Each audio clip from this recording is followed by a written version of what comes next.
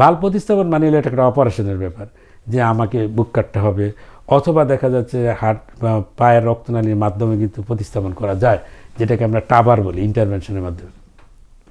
এগুলো অনেক ব্যয়বহুল, ভাল্ব লাগে, অক্সিজেনেটর লাগে, একটা অপারেশনের ব্যাপার, যেমন কস্টলি।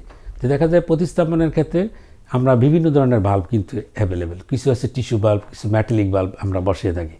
টিস্যু বাল্বগুলো দেখা যায় লাইফ এক্সপেক্টেন্সি কম, 12 থেকে 15 বছর পর্যন্ত এর স্থায়িত্বকাল, এরপরে দেখা যায় আবার সমস্যা হয়ে যাচ্ছে।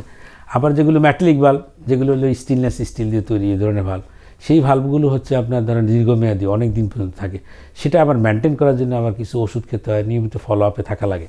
তাহলে প্রতিস্থাপন হচ্ছে কোন স্টেজে যে আমরা করব, যখন খুব সিভিয়ার ফর্মে, যে রোগীর হার্টের ভাল্ব নিয়ে সে স্বাভাবিক কাজকর্ম করতে পারতেছেন না, শ্বাসকষ্ট হচ্ছে, বুক ধড়ফড় করা, বুকে ব্যথা, কারো কারো ক্ষেত্রে অজ্ঞান হয়ে যাওয়া, তাহলে এই ধরনের যদি সিচুয়েশান যদি থাকে, আমরা ইকোকার্ডিওগ্রাফি করার মাধ্যমে আমরা দেখলাম যে না, এটা খুব সিভিয়ার সমস্যাটা বেশি, এটাতে অপারেশন করা খুব জরুরি, সেই ক্ষেত্রে আমরা প্রতিস্থাপন বা অপারেশনের জন্য আমরা বলে থাকি।